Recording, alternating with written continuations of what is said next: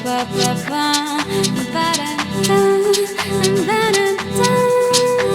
day I'm rising to my inner vision. So welcome to the Unknown Tribe. This is our brand new channel at Palmaïa where we're talking to fantastic guests who are bringing us amazing ideas. And in this case, we welcome Alex Caspero, who has written a wonderful book called The Plant-Based Baby and Toddler. And this is very interesting because as a parent myself, and many of you out there who are probably parents as well, you probably have a lot of contentious issues and friction with feeding your children. Feeding children nowadays, I think, is one of the most stressful jobs as a parent. I know it has been for myself, and probably for you too, as I can see, because you wrote a whole book on it. So why don't you tell us a bit about yourself and why you came to write this book? Yeah, so I'm a dietitian by trade. Well, first of all, thank you for having me. Well, thank you for coming. And I've dabbled in a few different things before I had kids. I worked with eating disorders. I was a dietitian at our WIC program, which is a program in America for low-income women and children. And then I became pregnant with my son. And I was like, gosh, I'm not really sure too much about prenatal nutrition. It wasn't like a focus of mine. Let me go back and kind of study and read some things.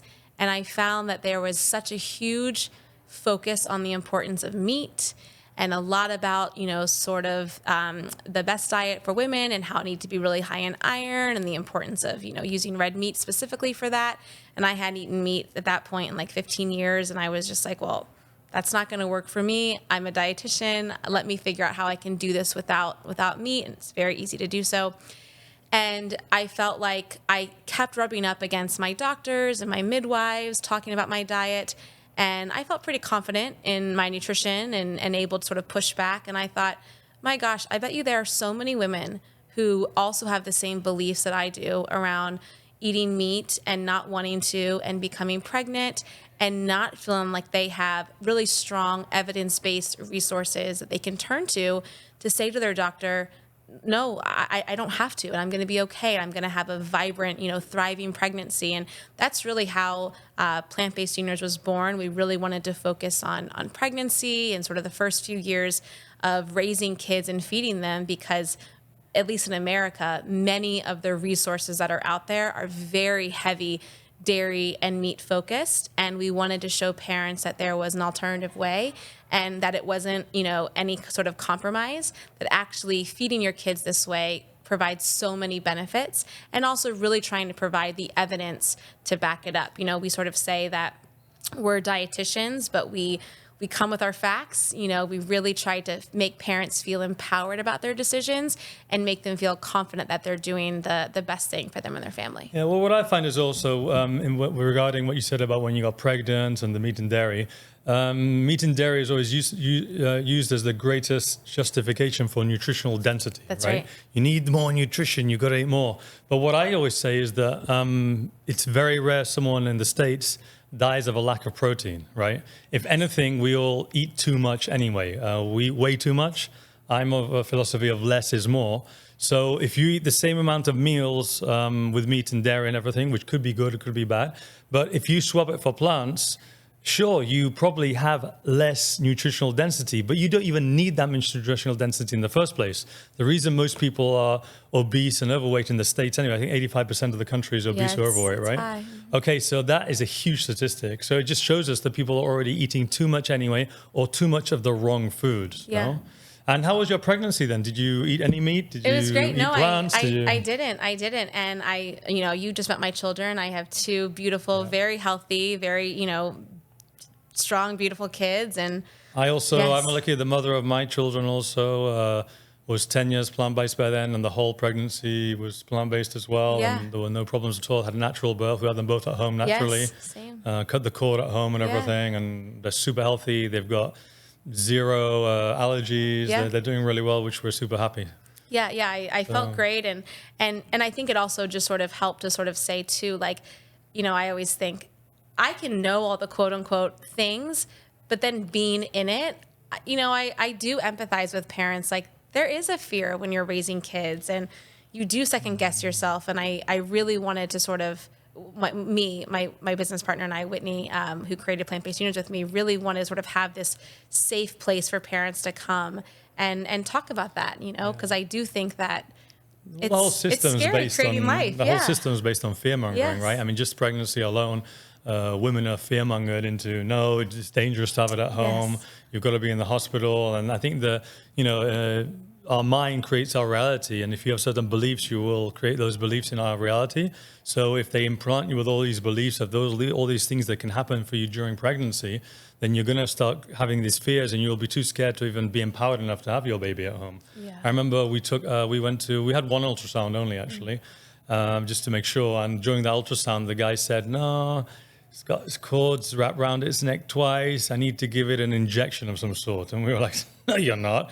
And we just left, and we never went back to the doctor again. And everything was done naturally. And it was okay? Yeah, everything was beautiful. She was born, the first child was born with the double cord wrapped around the neck as well, and she was fine. So there's a lot of, perception. I mean, obviously each case is different, right? In one case, there's probably a million more different ones. Sure. So we can't really generalize, but I think that the important thing in life is to live with no fear, and what we believe in Palmaïa is in natural healing and natural health now. Nature's perfect. The more we can mimic nature, the healthier we will be, you know? And tell us more about your book, please. I want to know what's in here. So I haven't had the able to read it. Ideally, it's, really everything that you would need when it comes to starting solids. We talk a little bit about breastfeeding and sort of the nutrition that goes into that. At least in America, and I'm sure here, there's a really big focus on sort of the first 6 months or so of starting food, how it needs to be so iron rich. And, there definitely are reasons for that. Breast milk is high in iron bioavailability, but it's fairly low. Yeah. And so when you start solids, I'm sure at one point we were all sucking on some kind of meat and blood, but you don't have to do that to get enough iron. And there's a lot of ways you can get iron in plants. And so we try to show parents how to do that and to ensure that their kids are, getting what they need. And then we also focus quite a bit on sort of those first few years. As you said before, dairy is a nutrient-dense food. Well, it has a lot of things in it, but it is a good source of calcium. And it does contain, other nutrients that are important, vitamin A, healthy fats, depending on sort of what kind of milk you get. But all that to say is you don't have to drink milk in order to get those. And specifically, milk is designed specifically for the child. Yes, it's almost to perfection. Yes. Because if the mother has 2 babies, for example, each breast will create different milk for each baby. The mother completely adapts the breast milk. If the child gets sick, the mother will create antibodies necessary to pass to the child. Yes. So it's the most perfect substance in nature to feed a child. Yes. Not so much to feed an adult, I'd say. You know? Yes. And we see that with rates of lactose intolerance as, people get older because we're really not designed to be drinking mother's milk, past toddlerhood, really. So, the fact that we do drink another species milk is a whole nother conversation. And because there's less intolerance. There's like A2 cows and different types of cows, right? So it depends on how we divert the milk argument where it can go, right? Yes, and genetics. I think it's something like 90% of those from Asian descent are lactose intolerant. North Europeans are less because they've been drinking it longer. Right. Yeah. That's right. And so trying to just sort of, I sort of say there's so many things that we think of when it comes to kids' nutrition. Dairy, especially in the States, is pushed upon parents so much.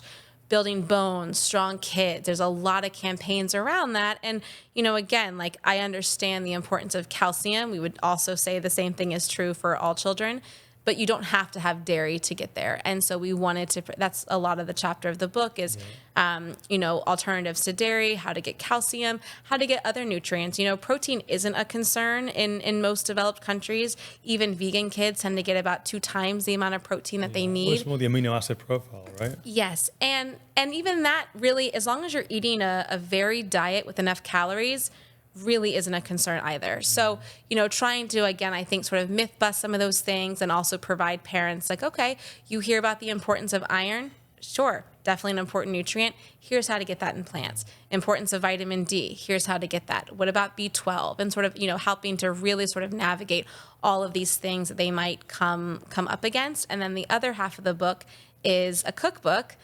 because as we say a lot, it's not nutrition unless it's eaten. Yeah. And if anyone's raised kids, my kids have been exposed to a lot of beautiful plant foods, and they've gone through picky phases, where they really just want a few things here and there. And so trying some creative strategies to help to really maximize nutrition. Yeah, let's have a bit of fun. Let's talk birthday parties for children. I mean, we were talking about this a bit before we started the channel here. And I've had the same problem I think you had, where you're trying to raise your children healthy. So you've got your repertoire of food that you give your children. And then the big birthday party comes along where all hell's let loose and everything's brought in from Walmart, Costco, and God knows where else. And it's just all processed sugars and chemicals and colors. And how do we fight the system? Because sometimes you feel the whole world is against you, right? It's really hard. And, it's not just one birthday party. I mean, I think for a moment last fall, we were going to 1 or 2 birthday parties a weekend. It's so many. I mean, there's so many. And then there's, team events, and there's parties there. And then everyone wants pizza parties at school. Yeah. I mean, it's a constant fight. And I do think that every family is going to kind of figure out what works for them.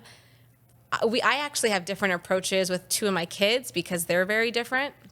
My daughter is very adventurous. She loves all that stuff. And I kind of let her dabble a little bit more into it because I do think that I've tried to restrict, and then it kind of backfires on me a little bit with her, because I found that when I do let her, she'll sort of eat more than she needs to, because she kind of feels like, oh, this is the only time I'm going to get this. I really want to enjoy it.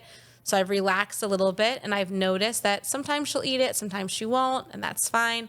My son is a little bit more like, no, I don't want that. I don't like that kind of food. And so sometimes I'll bring food for them, especially if it's like, burgers or whatever. I make sure to bring our own food for him. So all that to say is there's lots of ways to deal with it depending on what you want to do and how much energy you want to put out there.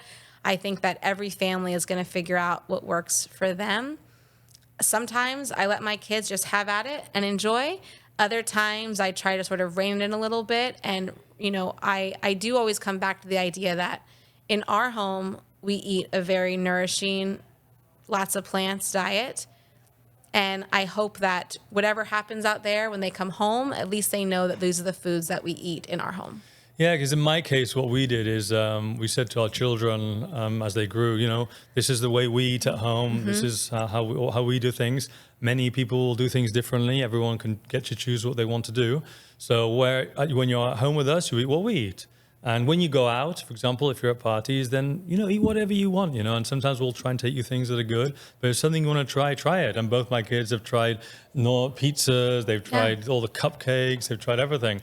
What I will say is that the good thing about getting children used to a cleaner diet, and by cleaner diet, I mean removing all the sugars and the processed foods and these things. When they eat something that is overloaded with sugar, they will spit it out. Like if you give my kids like sweets and candies and things, they'll suck on them for a while and then they'll chuck them away. Mm. So I don't even need to tell them not to eat them, right? Mm-hmm. But then other things, it won't work. Like the pizza, they'll devour it. Sometimes a cupcake, they'll eat half of it and they'll be like, oh, they don't feel too well now. So it's good to let them experiment as well. Yeah. And as their bodies are cleaner and less obstructed, I'd say, I think that these negative foods affect our bodies more anyway, and they really do feel that. Yeah. So it's good to let them try, so they know that themselves. That if we say that it's best if you don't try not to eat those foods, when they eat them and try them themselves, they will feel an effect as they get older, and they can then start creating their own judgments around foods and how they feel now, which is great, because the idea for me is to let every child grow up and have the choice to do whatever they want with their life and body, right? I think it's a lot of parenting, right? There's, especially as our children get older, they have autonomy when it comes to their bodies. And I want that for them in so many other aspects of life. Why wouldn't food be the same?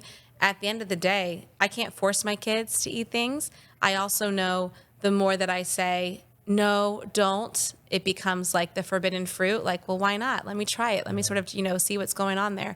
And so I think the more, at least for me, when I kind of just relax and let them sort of have those own experiences, yes, they do notice how those foods feel, and they do really love the foods that we serve at home. And so I think it is sort of this delicate dance.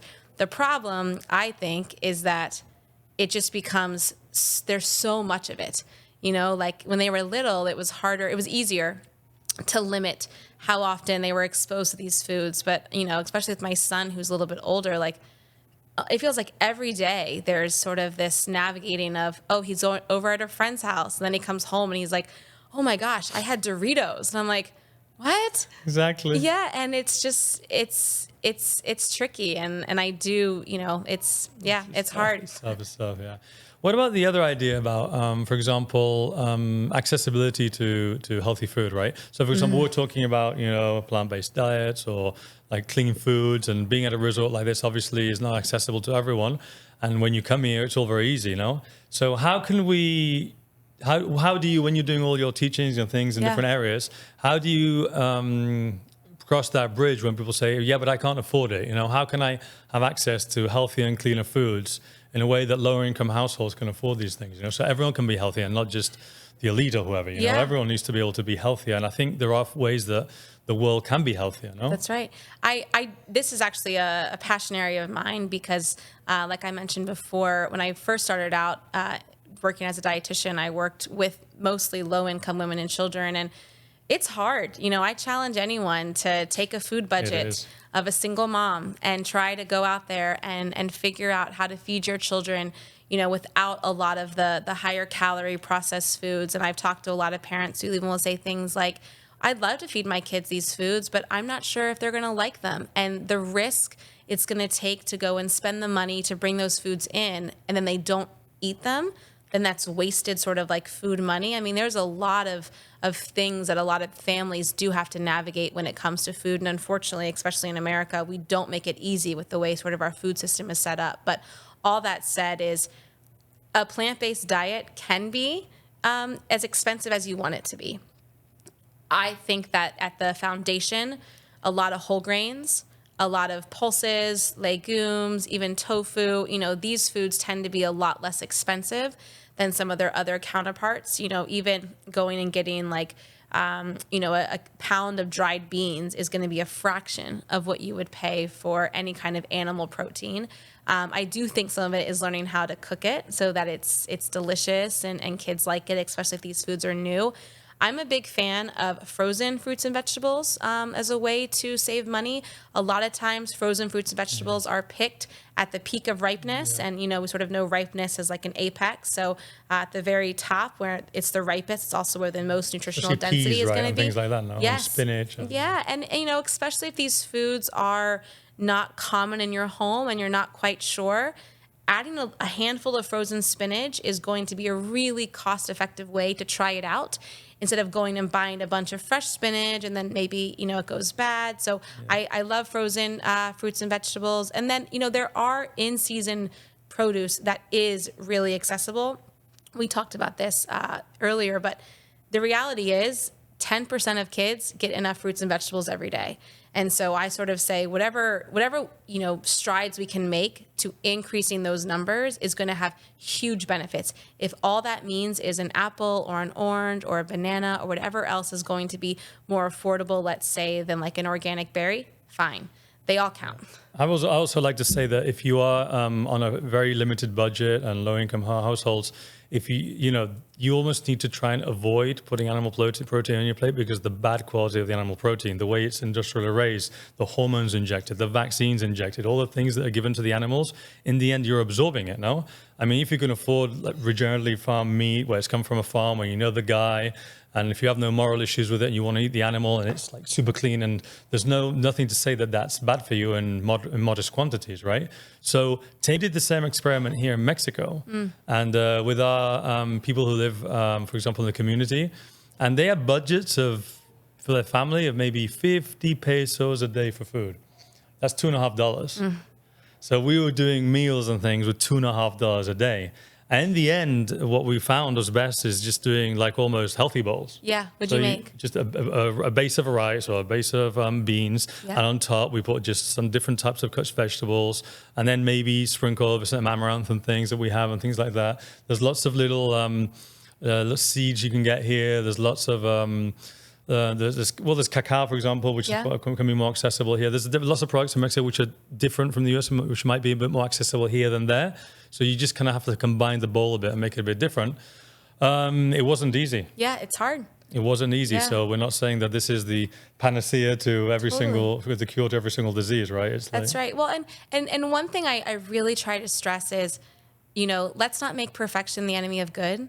I think that I think there's a lot of places where people can try things on and figure out what works for them. And I really try to, hopefully, when I speak and when I work with families, is figuring out what are some small steps you can take. Because I do think that once you start making these small changes, it feels good.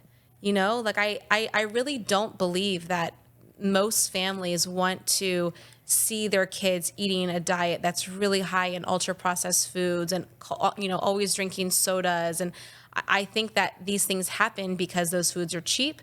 They're widely accessible. It's sometimes a lot of part of the culture. And, trying to change against that does take a lot of energy. And I really applaud families who are making those changes because it is hard. And so I think that wherever we can make, small changes, your kids used to love, even let's say like plain pasta and you swapped it with whole grain pasta, great. That doesn't cost a lot of money. It's usually the same price at the supermarket, but it's a little bit more nutrient dense. We're talking about more fiber now, more micronutrients, and it's sort of these small things I think that can really add up and hopefully make a difference when it comes to long-term children's health. Yeah, I think I love your philosophy because I think that we could argue and discuss and debate regeneratively farmed meat and organic vegetables one against the other for 50,000 hours, right? Yeah. But the majority of people, as you say, just need more balance, yes. right? And the majority of people are sick, are obese. That's an interesting one. Overweight or obese. And we want to, people need to be healthy. If people are healthier, they won't need to go into, less hospital, less disease, less, the whole system's like collapsing on itself anyway, the medical system, right? So if people just ate healthier, I think there'd be a lot less disease in general anyway. And one of the ways of being healthier is just creating that balance, which I think now we're way at a balance. There's way too much animal protein being eaten. If we can lower that a little bit and increase the fiber, I think it'll be great. Fiber's also been demonized in many areas as well. Fiber has been said as just, it has no nutritional value, blah, blah. But it actually has tons of prebiotics, which is so important for your gut lining and your immune system. It has super important enzymes in it. And also fiber is anti-inflammatory for your body, right? It deflames you. So a lot of people are so inflamed because they're eating so many of the wrong things. If you can flush your body with fiber, which is why the philosophy of here, the healthy food program we provide here called the Nourishing Biome, where all our food spaces are mainly plant-based and with some non-vegan options. My idea is that if you come here on vacation, you're eating amazing food and you're flushing yourself with fiber, no matter how you eat, I believe that you will feel better at the end of the vacation here. I always joke that we should stop focusing so much on protein and have a focus on fiber. Because, even in America, I think the average adult gets like 10, 15 grams a day. It's too much. No, it's fiber. Meat is like 30 something, right? Is it? How much is it? So animal products don't have any fiber in them. Yeah. I meant protein, sorry. Oh, yeah, sorry, protein, yeah. No, fiber is so important, and most of us don't get enough of it. And, you need 25 grams just for general bathroom, just to sort of, have a bowel movement every day, let alone we're talking about the benefits when it comes to the gut microbiome and, sort of preventing colon cancer. Well, now those numbers get up to maybe 35, 40 grams a day. You cannot meet those numbers if you're eating a diet that is really high in animal foods. The calories just don't work. Yeah. So and you need to find, as you said, you need to really work with the lower income, the more budget conscious, I think, because the problem is that fast food is so accessible and cheap that you need to find a replacement to that that's healthier, right? And most fast food is just like bacons and meats. And sure, if you only eat bacon a few times a month, I'm sure, it probably won't have a detrimental health effect on you. But if you eat it 3 times a day, 3 times a day is just like, it's completely almost anti-natural, right? Yeah, well, and, especially in the States. Fats and what it's fried in. So much. And the vegetables, the industrial vegetables, everything's fried in, and the industrial flours, and it's just all the preservatives and the chemicals. It's a lot. And it's really actually, this is almost like a political conversation because these foods should not be so cheap. But they are because of the way that we subsidize them and because of the way that they are sort of incentivized to grow them. When you go to a fast food restaurant in America and you spend $7 and can get 1,000 calories and it's meat and it's dairy, these foods should be expensive. You know, it's expensive to raise a cow and slaughter it and make it into a hamburger. That shouldn't be something you can go get for $1 when a crown of broccoli costs $3. You know, this is a huge imbalance in the system. And I don't know if we'll ever truly be able to get sort of a wider population to better health unless we change these systems. And well, so I think the farmers are the ones that are penalized, right? From the system that sells them the machinery to the loans to everything to the monocultures, the GMO seeds that they're made to buy every year, the cost of it all, and it's just so expensive for them that they even make such a tiny margin they make, and if something goes wrong, they lose money. And I think farming has to be one of the toughest businesses in the world that needs to be supported in a good way, right? Yeah. I mean, there's a lot of systemic things that I think make it harder for people to eat healthy. You know, the conversation you and I are having shouldn't be so novel, and it shouldn't be so hard. You know, when we're talking about like just feeding your family healthy food, this shouldn't feel like an uphill battle for a lot of families. And unfortunately it is, because there are so many things at play. And so,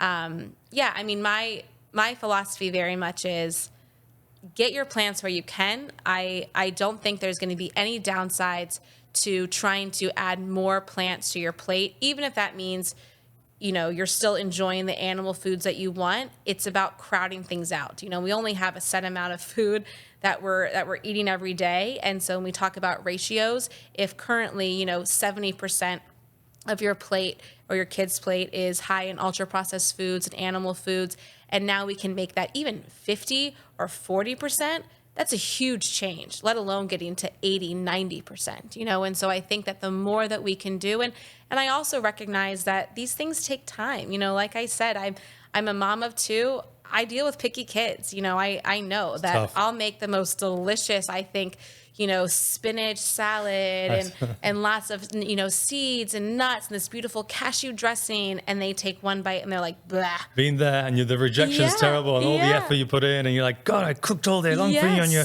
ungrateful little, right? And all they want is, you know, pasta with tomato sauce. Exactly, I understand that it's not easy. These realities especially are there. with people who are like, you know, of couples who they're both working as well, 9 to 5, you've got no time to like, just trying to find time to do everything alone is impossible. The whole system has you sucked into this matrix system where you can't like think of these things or try and do them, right? And now we have, you know, 20 minutes because so-and-so's got piano or so-and-so's got soccer. And, you know, I definitely get that it's really easy just to go through the drive-through for a lot of families. And so I think that the more that we can talk about, you know, like I do a lot of batch cooking. I'll make big batches of grains, lots of beans. And sauces and freeze them as well sometimes? Yes. Freeze them in bags or whatever? Yes. You know, my kids love tofu, and I'll make just like a few packages at once, stick them in the fridge. They can pull it out, eat it whenever they want. I often say that if my kids could live on cilantro rice and beans for the rest of their life, I think they would be happy as clams. If you can afford it, I'd also recommend like a pressure cooker, an Instapot. Yes. I use that a lot. Also, it removes lectins of vegetables and things. And basically, it's amazing because instead of spending 3 hours boiling beans, you can just basically do it in 40 minutes. So you cook the time. You can also time it, so when you go back from work, it goes on, it goes off. So I do the big batches in the pressure cooker. Yeah, same. And then chuck it in the freezer, and they freeze really well as well, don't they, beans and things. That's right. And so these are, I think, very accessible, you know, changes that people can make if they're interested in figuring out where to start. I do think that sometimes can feel like the hardest place. It's like, well, all these things are important. Where do I start? And so I talk to families and say, okay, assess where you're currently at. I usually say, write down 10 of your family's favorite, you know, meals that you currently have, or what a current day of eating looks like. And then from there, can you make small changes? Usually that's going to get positive feedback, and then keep going. You know, it doesn't have to feel so monumental or so overwhelming when you're trying to eat healthier. Absolutely. Well, thank you so much. I think we could probably wrap it up here now. We've spoken a bit about everything. Yeah. Conclusion, more plants. And if you're going to eat animal protein, eat the best quality you can, obviously. And basically, let's all try and give our kids the healthiest food we can. Sometimes it's a battle. Keep going, because I'm sure when they're older, they'll thank us for it. That's right. More plants, more often. Yeah. Thank you so much, Alex. It's been amazing having you here.